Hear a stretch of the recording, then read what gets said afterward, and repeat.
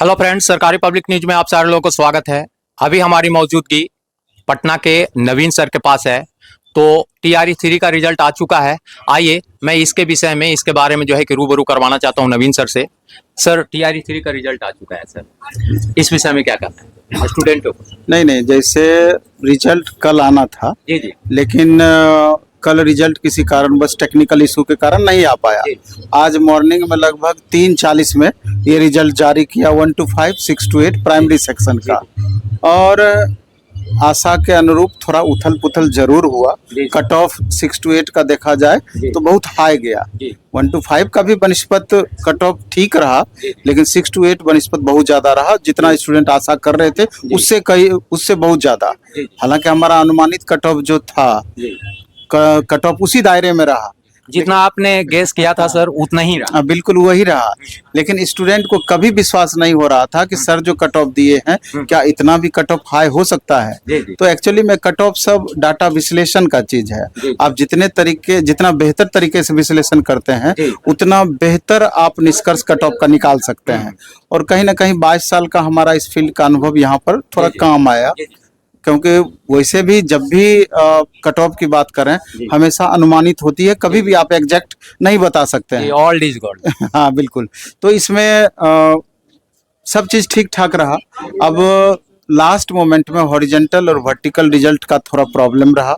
मामला कोर्ट में चल रहा था। टीआरई 1, टीआरई 2 में प्राइमरी सेक्शन 1 to 5, 6 to 8 में वर्टिकल रिजर्वेशन दिया गया था महिलाओं को, लेकिन इसमें केस के कारण फिर उसको बाद में जो नियम के अनुकूल नहीं था हॉरिजेंटल रिजर्वेशन करना पड़ा। और जिस हिसाब से जो वैकेंसी शुरुआत में आई थी, बाद में अलग अलग डिस्ट्रिक्ट से जब इसका डिटेल आया कि वैकेंसी में कहाँ कहाँ उथल पुथल हुआ, बैकलॉग का वैकेंसी ऐड किया गया, इस कारण से थोड़ा सा उथल पुथल रहा। SC ST EWS कैटेगरी में नंबर ऑफ वैकेंसीज थोड़ा बढ़ी, बाकी UR कैटेगरी में भी बढ़ी। कुछ कैटेगरी में वैकेंसी में गिरावट आई, जैसे EWS बहुत ज्यादा प्रभावित हुआ, तो इस कारण से थोड़ा कट ऑफ पर भी इसका इफेक्ट रहा है। तो घुमा फिरा करके देखा जाए तो ये कह सकते हैं आप इसका निष्कर्ष कि जिन छात्रों का चयन हुआ है उनको तो मेरे तरफ से, मेरे संस्थान के तरफ से, प्लेटफॉर्म कोचिंग की तरफ से ढेर सारी बधाई। लेकिन जिनका सिलेक्शन नहीं हो पाया तो उनको अपनी समीक्षा करनी चाहिए कि आखिर किस कारण से हमारा सिलेक्शन नहीं हो पाया, क्योंकि आगे टीआरई 4.0 में 1.5 लाख वैकेंसी की बातें तो कही जा रही है सरकार के द्वारा, लगातार दावे भी किए जा रहे हैं, मे भी कि वैकेंसी दे भी दे, लेकिन उतना आसान भी नहीं होगा। जिस हिसाब से कट ऑफ में बढ़ोतरी हो रही है, आने वाले दिन में और ज्यादा बढ़ोतरी का स्टूडेंट को जबरदस्त मेहनत करने की जरूरत है। स्वाभाविक है कि टीआरई 1 में जिनका नहीं हुआ तो टीआरई 2 में मौका मिला तो वो अधिक मेहनत किए, उससे भी ज्यादा मेहनत टीआरई 3 में किए। तो परफॉर्मेंस के लेवल में तो लगातार बढ़ोतरी होती रही, तो इसी कारण से कट ऑफ के लेवल में भी बढ़ोतरी हुई। तो सारांश कुल मिलाकर के आपका यही है। सर, कहीं ना कहीं स्टूडेंट जिनका रिजल्ट नहीं हुआ कहीं ना कहीं जो है कि अंधेरे में है, और वो मतलब ऐसा निकाल रहे हैं कि कहीं ना कहीं धांधली हुई है, क्या हुई है? नहीं, धांधली की बातें मेरे ख्याल से बिल्कुल निराधार है, लेकिन कहीं कहीं इस तरह की बातें हैं कि आयोग को समुचित वे में जो करना चाहिए था वो नहीं कर पा रही। जैसे कि 1 कैंडिडेट 1 रिजल्ट वाली बात ले लीजिए, अभी तो 6 to 8 का रिजल्ट दिया है, आने वाले दिन में आपका 9, 10, 11, 12 का भी रिजल्ट आएगा और इसमें सारे बीएड अभ्यर्थी होते हैं। तो एक ही छात्र को जब अलग अलग स्टेप में मौका मिल रहा है तो रिजल्ट भी वो कई सारे टैलेंटेड बच्चे हैं तीनों जगह लेंगे। ज्वाइन तो एक ही जगह कराएंगे, एक ही जगह, बाकी दोनों जगह सीट वैकेंट रह जाएगी। तो दिक्कत यहीं पर है कि इसी वैकेंसी के बच्चों से वो सीट भरी जानी चाहिए थी, इन्हीं छात्रों से भरी जानी चाहिए थी, लेकिन वो अगली वैकेंसी में जाकर ऐड हो जाएगा। एक तो प्रॉब्लम ये है।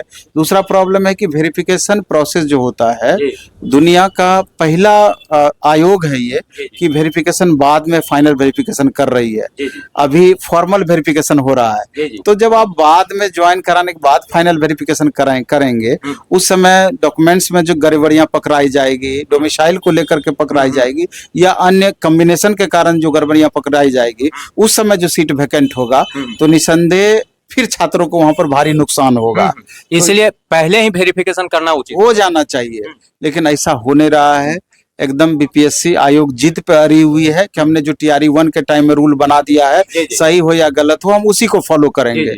और कहीं ना कहीं हवाला देती है कि शिक्षा विभाग या सरकार पर कि जो नियम कानून या आदेश वहां से आता है, सिर्फ हम आदेश पालक हैं, उस चीज को इम्प्लीमेंट करते हैं, यानी कि दूसरे के कंधे पर रख के बंदूक चलाने वाली बातें हो जाएगी। इसमें सफर करते हैं छात्र, स्वाभाविक है। तो अभी आप देख रहे हैं कि एक एक मार्च पे हजारों छात्रों में उथल पुथल हो रहा है। छात्रों में जो है कि फाइट है सर। हाँ बिल्कुल। तो कम से कम 10-15 हजार 20,000 सीटें मैनेज होती अगर ये सारा प्रोसेस किया जाता, नहीं तो 15-20 हजार बच्चों को नुकसान है यहाँ पर।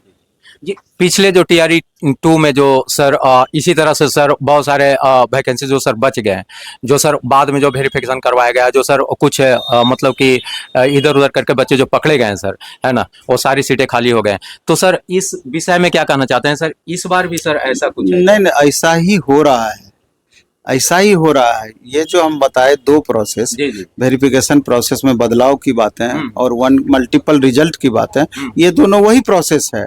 हर डिस्ट्रिक्ट में देखेंगे टीआरई 2 में, टीआरई 1 में 200, 300, 400, 500 बच्चों, इस कारण से प्रत्येक जिले में सीट खाली हुई है। तो अगर 38 जिला है तो आप जोड़ लीजिए, अगर 500 सीट, 19,000 सीट तो ऐसे ही प्रभावित हो रहा है। तो ये तो बहुत बड़ा नुकसान है छात्रों का। जी सर, वैसे छात्र जो असफल हो गया है अभी, है ना, उनके लिए क्या कहना? मैन उनके लिए ही हमको कहना है, क्योंकि वैकेंसी 10,000 निकलेगी, 1 लाख बच्चे फॉर्म भरते हैं, तो स्वाभाविक है कि फाइनली सिलेक्शन 10,000 बच्चों का ही होगा, 90,000 को तो बाहर ही जाना है। तो यहाँ पर बहुत हतोत्साहित और बहुत इमोशनल होने की जरूरत नहीं है। ये इन बातों पर फोकस करना है क्योंकि सारे छात्र एक जैसा मेहनत किए, इसी में कोई ज्यादा मेहनत किया, कोई कम किया, जो डिजर्व करते थे उनका रिजल्ट हुआ। और अगर हमारा रिजल्ट नहीं हुआ है तो जरूर कहीं ना कहीं हमारे मेहनत में या रणनीति में कहीं ना कहीं कमियां रही, जिस वजह से हम फेल्योर हुए हैं। तो अपनी कमियों को देखने की जरूरत है, समझने की जरूरत है और लगातार उस पर सुधार करने की जरूरत है, क्योंकि इसका रोना रोने से बहुत फायदा नहीं है, क्योंकि कुछ बदल नहीं जाएगा इससे। आपका मेहनत ही अंततः आपके परिणाम को प्रभावित करेगी। इसलिए हम तमाम छात्रों से कहते हैं टीआरई 4.0 को लेकर के आप आशान्वित रहिए, वो वैकेंसी निश्चित रूप से आएगी और बहुत बड़ा आपके लिए होप है, क्योंकि इसके बाद गारंटी नहीं है कि अगले 5 साल बिहार में वैकेंसी आएगी अथवा नहीं आएगी। इसलिए खूब मेहनत कीजिए, जम के मेहनत कीजिए, पुरजोर तरीके से मेहनत कीजिए और एक सीट आप अपना पक्का करने का प्रयास कीजिए। Thank you sir. देखिए, नवीन सर को दोबारा जो है कि गाइडलाइन करवाया गया है बीपीएससी टीचर अभ्यर्थियों के बारे में कि टीआरई 4 में जो है कि जबरदस्त जो है कि आप मेहनत कीजिए जिनका रिजल्ट नहीं आया है। बाकी आप क्या कुछ कहते हैं कमेंट बॉक्स में लिखिए। मैं नेक्स्ट वीडियो के साथ आऊंगा। जय हिंद।